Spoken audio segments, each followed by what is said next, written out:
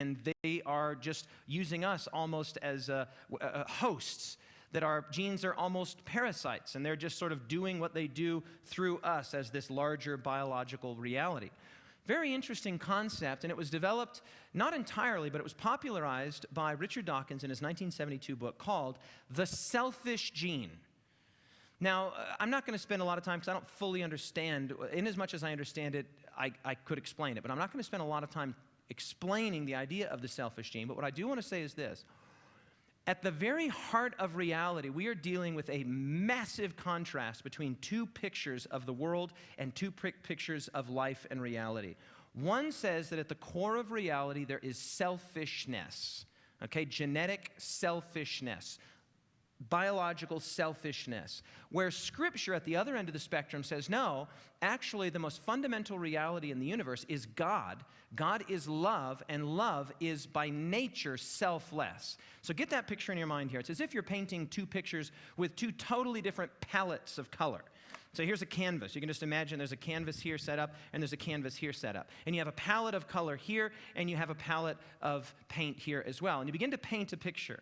And the picture that you paint with the colors that are available to you in the Darwinian worldview are grays and blacks, and that's it, right? It's all black and white. It's mechanical, it's biological, it's just it's selfishness. The picture that you can paint, the best that you could paint would be some abstraction in black and white paint.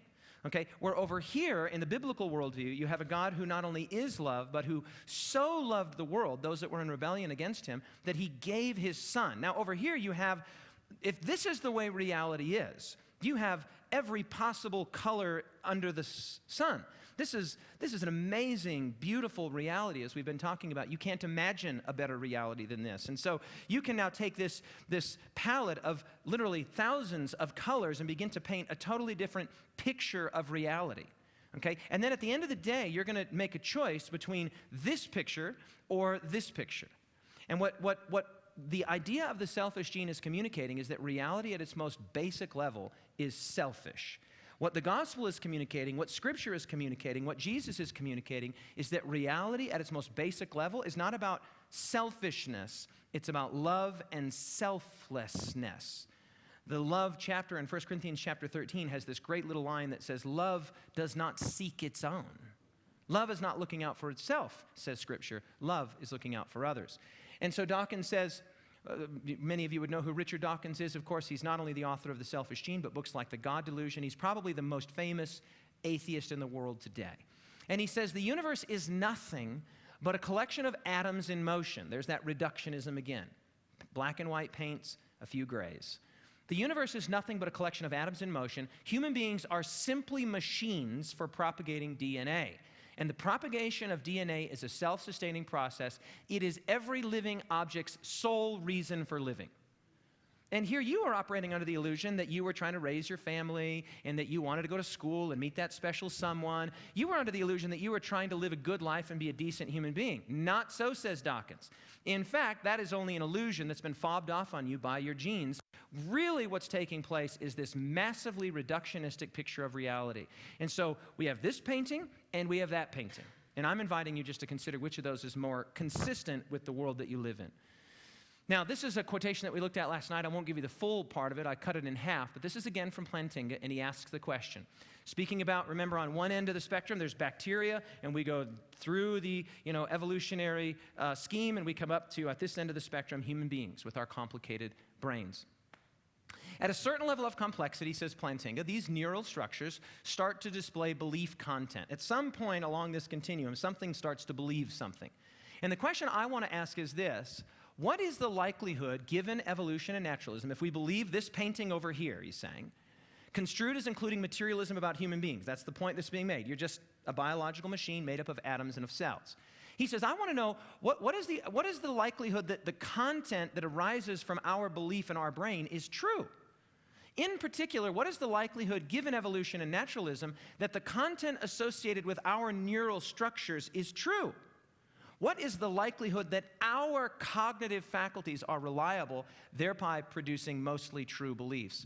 So what ends up happening here is that evolution actually begins to undermine rationality. It undermines belief. It undermines not only identity, personality, love, and all of that, virtue. It now begins to undermine rationality, because all that's really happening is you're not thinking carefully and critically about the message that I'm presenting.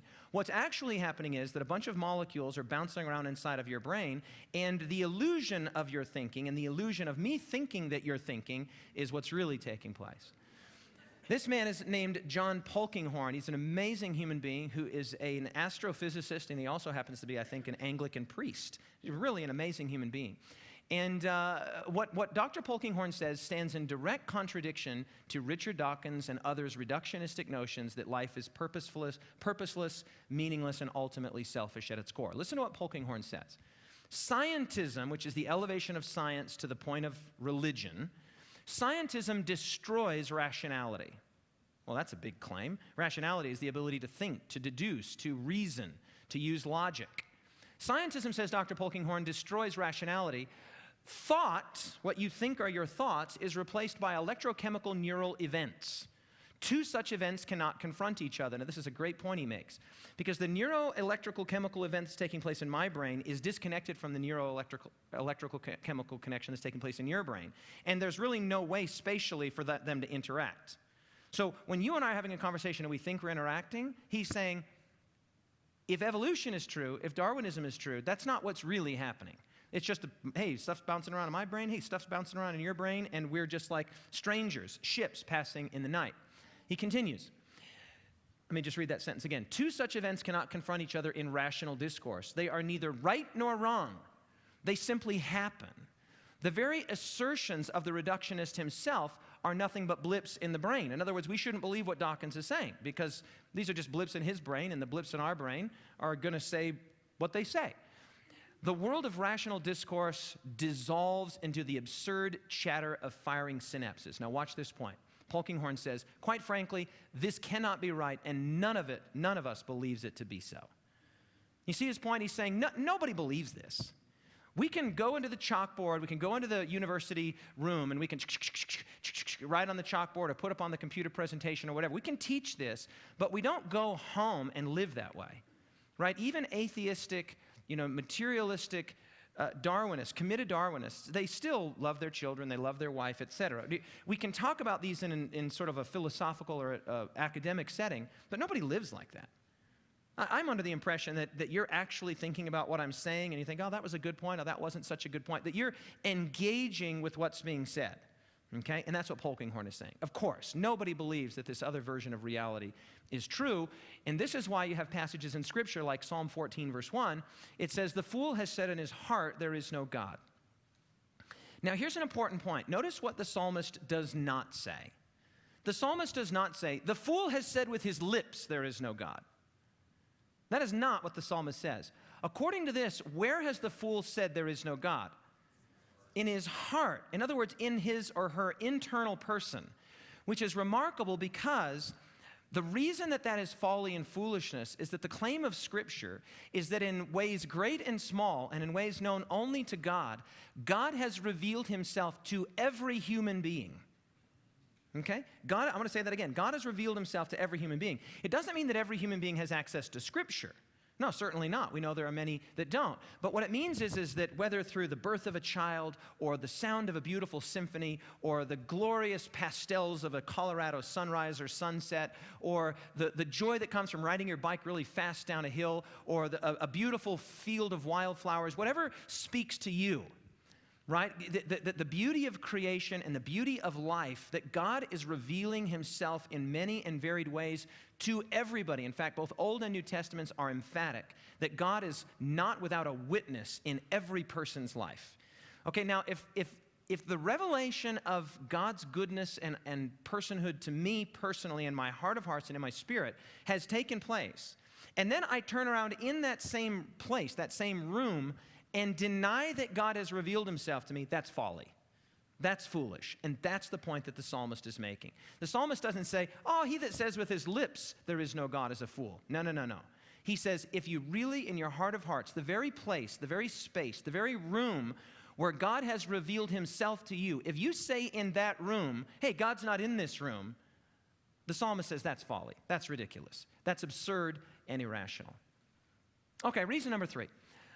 Let's talk about something a little more scientific. We've been talking about philosophy, we've been talking about scripture, we've been talking about the nature of reality. How about something a little more scientific? Reason number 3 to doubt Darwinism is that the fossil record is not easily harmonized with gradualism. What we mean by the fossil record is the so-called geologic column, or it's not the so-called, it's the geologic column. Most of you, or many of you here, would have been to the Grand Canyon or other places like it where you see the strata of rocks.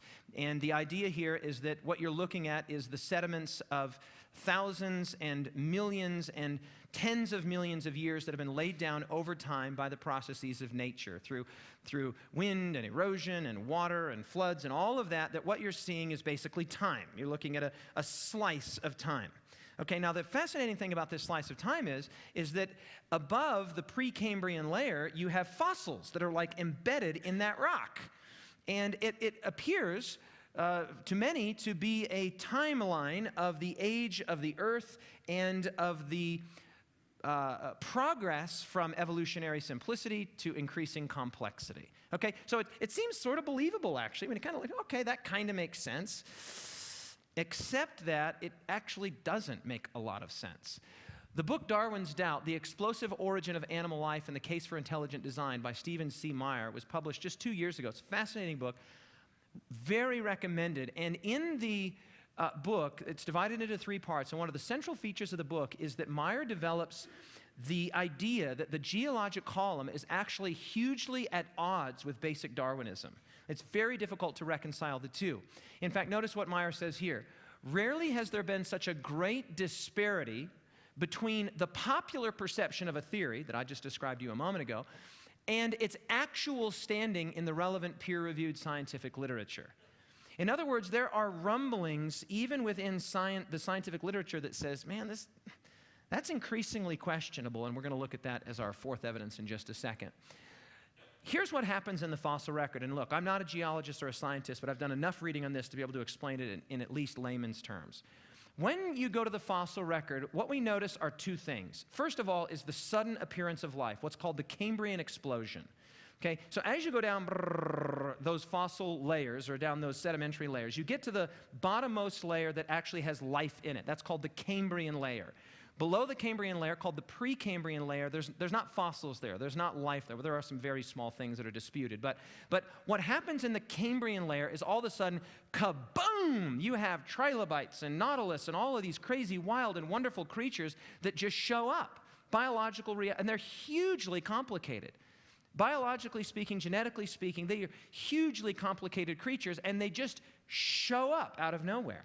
And this Cambrian explosion, the amount of information, the amount of data, the amount of complexity that's contained in this raises huge questions about where did they come from? They just show up on the scene. Well, the second thing that we encounter in the fossil layer is what's called stasis. Things appear in the fossil layer basically fully formed. A horse shows up, and it looks like a horse. And it might be a small horse, it might be a medium-sized horse, or a large horse, but a horse shows up and it leaves, it's a horse. A whale shows up in the fossil record, it leaves, it's a whale. What we do not see are these so-called missing links. The reason they're called missing links is they're missing. These transitional fossils where something is in the process of becoming something that it's not yet. When we come to the fossil layer, it looks very much like the biological world that we see in front of us today. Now, of course, there are extinct species, but what we see today is we see things that taxonomically can be placed into categories that make sense. We have mammals, and we have amphibians, and we have reptiles, and there are insects and other things, right? And then we can further divide mammals into marsupials and other classifications. In other words, we see something, it's not just this big amorphous mix. Things can be well divided into categories that make sense. We encounter the same thing when we go to the fossil record. We see stasis, things that are easily taxonomically classified. Not all of them, but the vast majority of them fit into well-described and well-defined patterns. Now, that is not what Darwinism would have predicted. What we would expect, if this Darwinian model is true, from very simple unicellular organisms to increasingly complicated things, ending with human beings, or continuing with human beings, but at the present human beings, we would expect to see a gradual, just an amorphous transition, lots of things that are half that and half this, kind of that and kind of this, sort of that and sort of this. And that is not what the fossil record reveals. What the fossil record reveals is, boom, a massive explosion of life with all of the complexity and information that would entail, and then things tend to look like they look. In his review of Darwin's doubt, this is not an easy word to say, McMenamin, there we go, Mark McMenamin, paleontologist, says, "It is hard for us paleontologists, those that study fossils, steeped as we are in a tradition of Darwinian analysis, to admit that neo-Darwinian explanations for the Cambrian explosion have failed miserably." In other words, we don't have an explanation. He goes on to say, "New data acquired in recent years, instead of solving Darwin's dilemma, have rather made it worse." Meyer describes the dimensions of the problem with clarity and precision. His book is a game changer for the study of evolution and points us in the right direction as we seek what are those next two words? A new theory for the origin of animals. Okay? Now, we tend to think in our day and age that it's religion that's over and against evolution, and it's religion that's over and against Darwinian ideas. Fascinatingly, some of Darwin's fiercest critics in his day and shortly after his death were not the clergy. It wasn't religious people. It was geologists and paleontologists, scientists that said, it doesn't look like that.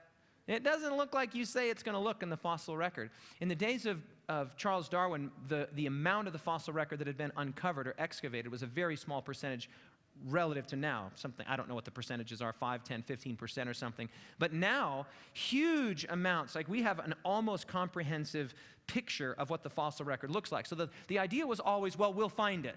Well, we're going to find it. And now it's like, well, it wasn't in there. It's like when you've searched something in your garage and you've looked and looked, it's not in there. Okay, it's just not there. Unless you're like me, you go back and somehow it actually was there. Okay, reason number 4, there are an increasing number of voices raising concerns about Darwinism, and not preachers. Nobody in the scientific community takes David Asscherick seriously. When I stand up and I raise my concerns about Darwinism, that's a joke. That's a joke in the scientific community, and frankly, it should be. I'm not a scientist. I'm not trained as a scientist. I enjoy science. I enjoy reading about it, but nobody would take seriously at the highest academic levels what a preacher says in a church on Saturday morning. However, there are very significant voices within the scientific community that are beginning to say, I don't think this is working out quite like many had thought. One of them, as we've already mentioned, is a man named Alvin Plantinga in his profoundly persuasive book, Where the Conflict Really Lies. And I'm tempted to recommend this book, but I'm not going to do it because it's very difficult to read, and it's about 350 pages, and you have to just bear with it until the last chapter. So, not recommended unless you're into this kind of thing. For the non-theist or the atheist, somebody who doesn't believe in God, undirected evolution is the only game in town. Now just think that through. If there is no God, evolution has to have been the way that we get the diversity and origin of life that we see. It's the only show in town. Right? It's like you say, hey, where should we go to eat? You're in a small town, Wyoming. Where should we go eat? There. It's not like you have a bunch of choices. You're going there. You're going, to the Saddle and Bronc or whatever it is. You're going there. And so he says, hey, look, for the non-theist, evolution is the only game in town. Natural selection, hey, it seems to be the most plausible mechanism so far to drive that process. Here in this stunningly intricate world with its enormous diversity and apparent design, from the perspective of naturalism or non-theism, the only way it could have happened is by way of unguided Darwinian evolution. It's the only way. It's the only show in town.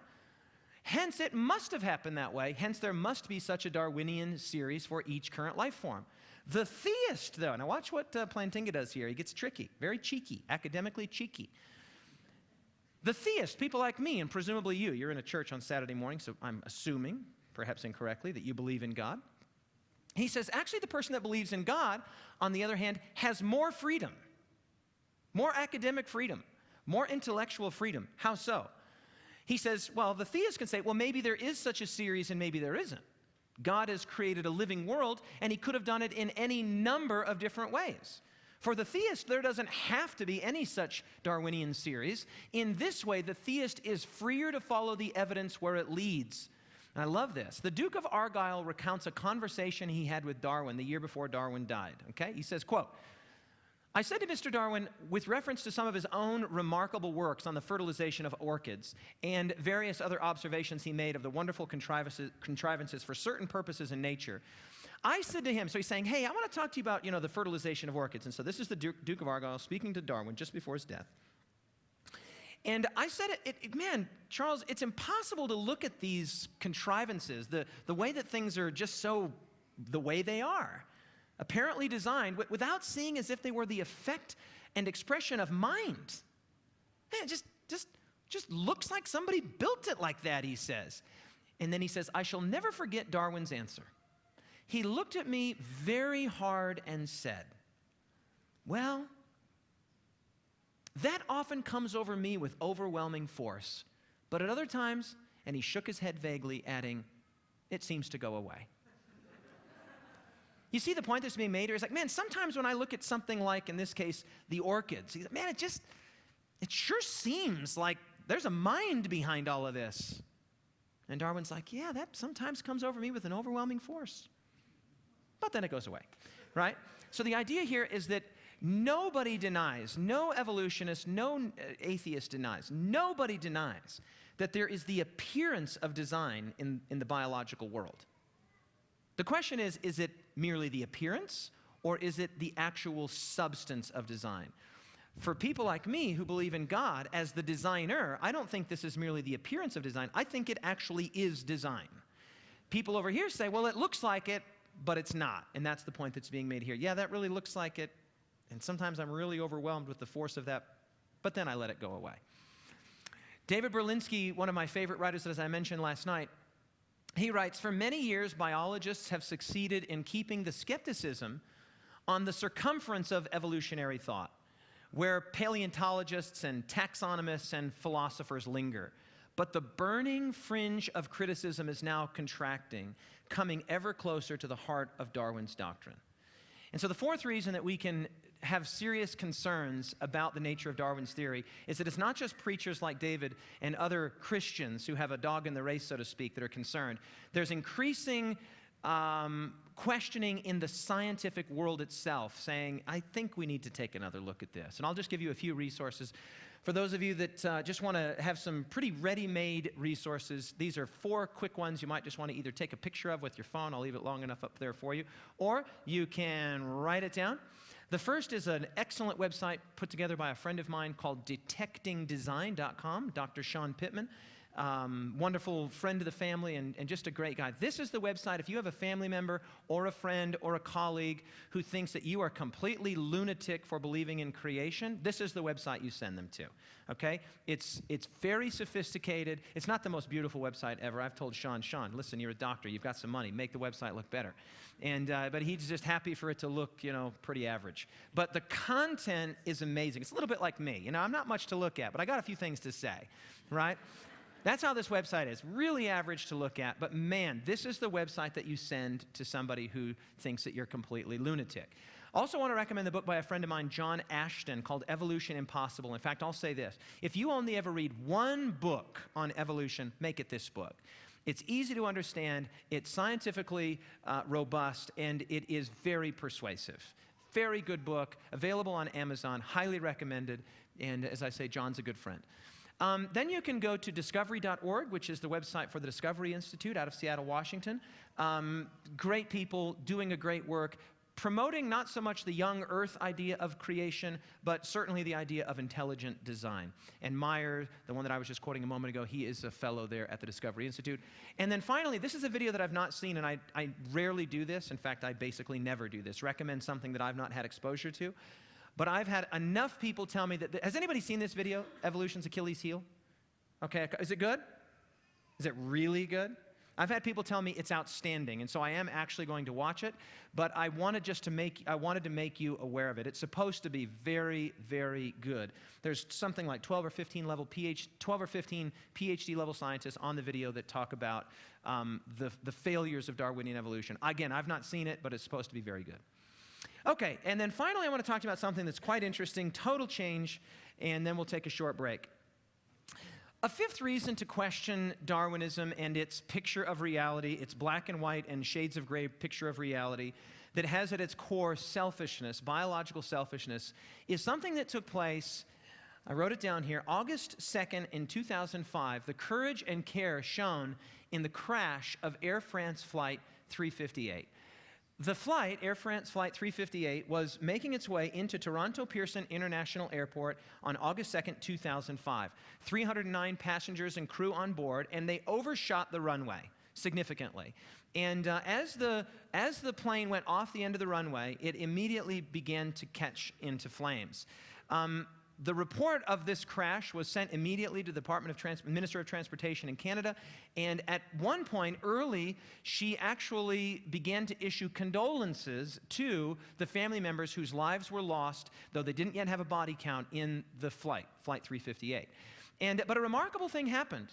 As the plane began initially to burst into flames, motorists who were nearby on a highway that's adjacent to the airport there in Toronto began to pull over, and seeing this plane had gone off the rails, or gone off the runway rather, and was beginning to catch fire. And they thought, man, there's going to be people on that plane. And motorists who don't know the people on that plane, they would have no biological or evolutionary reason to care, so to speak. These are people they don't know.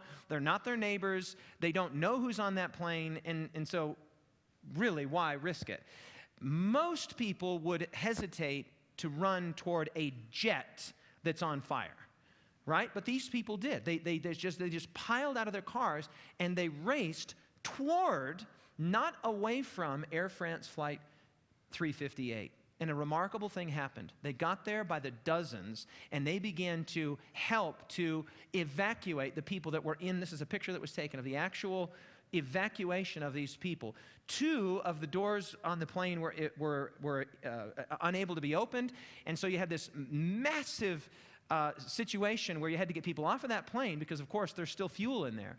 And these are scenes from that, and now this is quite interesting.